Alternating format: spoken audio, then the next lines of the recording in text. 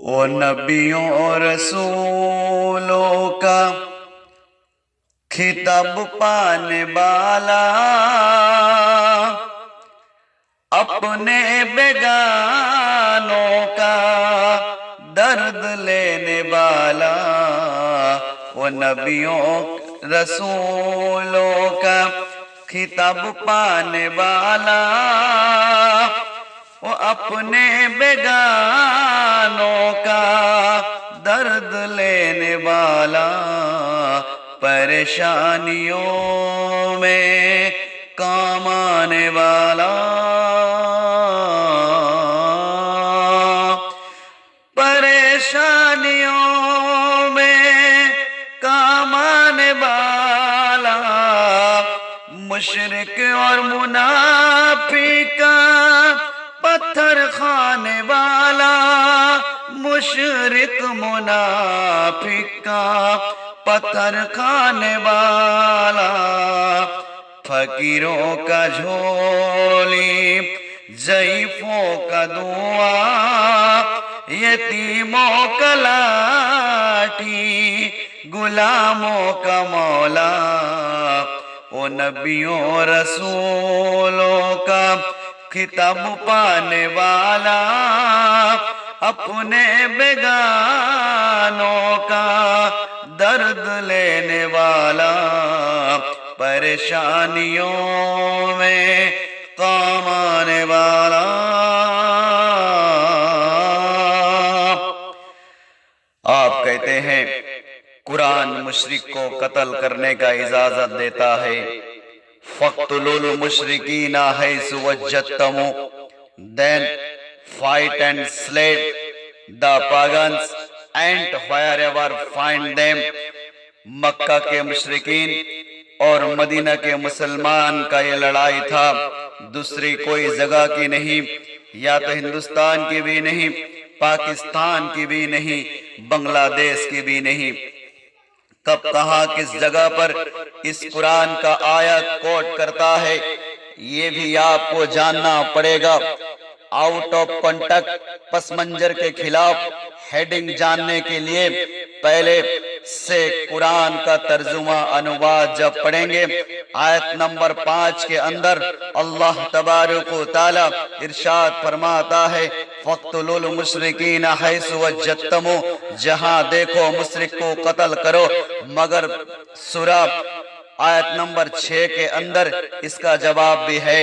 اس کا جواب کیا ہے؟ اللہ رب العزت اس کا جواب دیتا ہے قرآن کریم کے اندر، بولے جہاں مشرک اور منافق یہود اور نصارہ ایمان لاوے اور نماز زکوٰۃ دے دے، اللہ کے راہ میں جٹ جائے تو اس کو وہاں اس پر سے تنگی اٹھا لو۔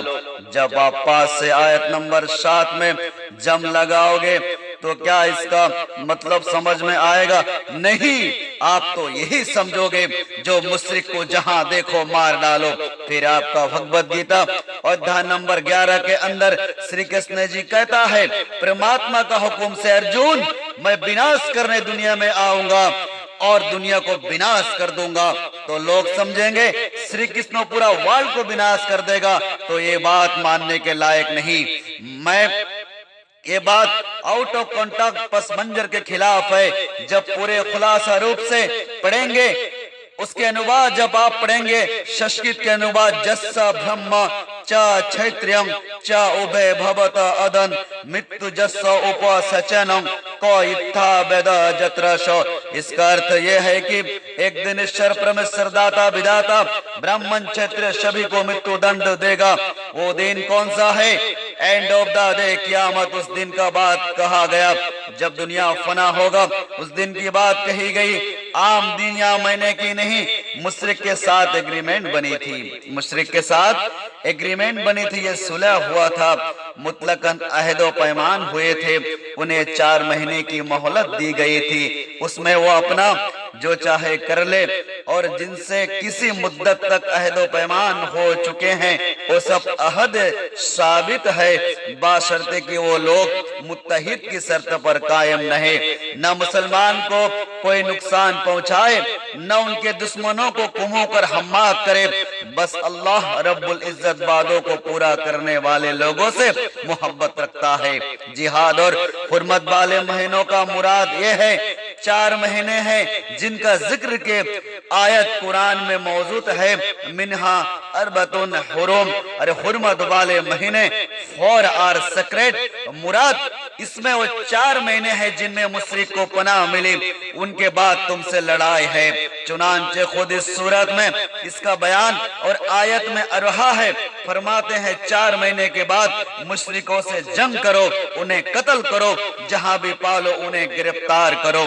بس یہ عام ہے، لیکن مشہور یہ ہے کہ یہ خاص ہے، حرم میں لڑائی نہیں ہو سکتی، جیسے رب فرماتا ہے وَلَا تُقَاتِلُهُمْ عِنْدَ الْمَسْجِدِ الْحَرَامِ، حرام کے اندر، مسجد الحرام مکہ مکرمہ کے اندر ان سے نہ لڑو جب تک وہ اپنی طرف سے لڑائی شروع نہ کرے، اگر وہ وہاں تم سے لڑے تو پھر تمہیں بھی ان سے لڑائی کرنے کی اجازت ہے، چاہے تو قتل کرو، چاہے قید کرو، ان کے قلعوں کو گھیراؤ کرو، ان کے لیے ہر گھاٹی میں بیٹھ کر تاک لگاؤ، انہیں جت پر لا کر مارو، یعنی یہی نہیں مل جائے تو جھڑپ ہو جائے، خود چڑھ کر جاؤ، ان کی راہیں بند کر دو اور انہیں مجبور کر دو کہ یا تو اسلام لائے یا تو لڑے۔ اس لیے فرمایا کہ اگر وہ توبہ کر لے، پابند نماز ہو جائے، زکات دینے لگے تو بے شک ان کی راہ کھول دو، ان پر سے تنگیاں اٹھا لو۔ زکات نہ دینے والوں سے جہاد کرنے کی اسی جیسی آیتوں میں حضرت ابو بکر رضی اللہ عنہ نے دلیل لی تھی کہ لڑائی اس شرط پر حرام ہے، لڑائی اس شرط پر حرام ہے کہ اسلام میں داخل ہو جائے اور اسلام کے واجبات بجا لائے۔ اس آیت میں ارکان اسلام کو ترتیب بار بیان کیا ہے، اعلیٰ پھر ادنا، بس شہادت کے بعد سب سے رکن اسلام نماز ہے جو اللہ عز و جل کا حق ہے، نماز کے بعد زکات کا جس کا نفع فقیروں مسکینوں محتاجوں کو پہنچتا ہے، اور مخلوق کا زبردست حق جو انسان کے ذمے میں ہے وہ ادا ہو جاتا ہے۔ یہی وجہ ہے اکثر نماز کے ساتھ ہی زکات کا ذکر اللہ تعالی بیان کرتا ہے۔ بخاری اور مسلم میں ہے، رسول اللہ صلی اللہ علیہ وسلم فرماتے ہیں مجھے حکم دیا کہ لوگوں کے جہاد جاری رکھو، لوگوں سے جہاد جاری رکھوں جب تک وہ یہی گواہی نہ دے کہ کوئی معبود نہیں اس شر پرماتما اللہ کے علاوہ، اور محمد صلی اللہ علیہ وسلم رسول ہے، اور نماز کو قائم کرو، زکات دو۔ وہ تو خود ایگریمنٹ 1400 سال پہلے بنی تھی۔ آپ کہتے ہیں کہ 1400 سال کے بعد اسلام خون بہانے کی اجازت دیتا ہے، میں تو پوری ذمہ داری کے ساتھ یہ بات کہتا ہوں، جو مذہب وضو میں نہاک پانی بہانے ایک بار دھونا فرض، 2 بار 3 بار دھونا سنت، 3 بار سے ادھک دھونا مکروہ یعنی فضول خرچے میں شمار کیا جاتا ہے، وہی مذہب کیسے خون بہانے کی اجازت دیتا ہے۔ پھر شاعر کہتا ہے جنازہ گر نکلے کندھا تو لگا دینا، جنازہ گر نکلے کندھا تو لگا دینا، کوئی پوچھے کیسے مرا تو مجبوری جہاد بتا دینا۔ اللہ کے نبی علیہ السلام کے ساتھ جب عمر رضی اللہ عنہ اور دیگر صحابیوں کا جب اذان کا مشورہ ہوا، رائے اس طرح ہوئی، لاچر بے بس غلام چکی پیسنے والا وہ کون تھا؟ وہ بلال حبشی رضی اللہ عنہ تھے۔ اذان پکارنے کی ذمہ داری دی گئی تھی۔ اسی نبی علیہ السلام عقیدہ کردار سے پیش آنے والے ہیں۔ میں یہ بات بڑی کڑی لفظوں سے مخالفت کرتا ہوں، اسلام کبھی بے گناہوں کو قتل کرنے کا اجازت نہیں دیتا۔ جیسے بسم اللہ کہہ کر حرام مال کسی کو دے دینے سے حلال نہیں ہو جاتا، ویسے ہی اللہ اکبر کہہ کر किसी इंसान को कत्ल करने से वो कत्ल जायज नहीं होता। जब हम सफर में निकलते हैं तो बाय ट्रेन या बाय प्लेन दाढ़ी और टोपी देखकर उनका नजरिया कुछ और कहता है। समझ में आता है मुल्क की हालत बदल चुकी है। बोलना पड़ेगा, आवाज उठाना पड़ेगा। जैसे मूसा अलैहिस्सलाम फिरौन के कौम के खिलाफ आवाज बुलंद की थी, तारीख गवाह है इस बात की। बनी इस्राइल के बेटों को मौत के घाट उतारता था, बेटियों को जिंदा रखता। हक की आवाज उठाने पर कहता था अना रब्बकुमुल आला, मैं इस जगत का रब हूँ। अल्लाह ने उसको नेसो नाबूद कर दिया। मेरे भाइयों, चुप रहने से काम नहीं चलेगा। मेरा भी हक है दोगे ना इस भारत के मिट्टी पर। हम लोग तो बाय चॉइस हिंदुस्तानी हैं।